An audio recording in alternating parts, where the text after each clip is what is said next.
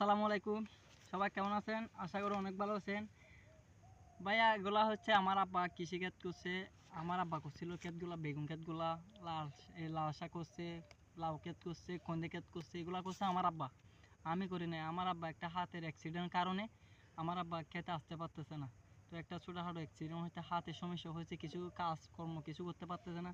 তো আমি আসছি, আমার আব্বাকে বলছি, আব্বা তুমি যাও না, আমি যাই। আমি যখন আসছিলাম এখানে দেখি বেগুন ক্ষেতের গোড়ায় অনেকগুলা ক্যার হচ্ছে। তো ক্যারগুলো হাঁটতেছি। তো এখানে মানুষও আছে, আরও অনেকগুলো মানুষ দিয়েছি।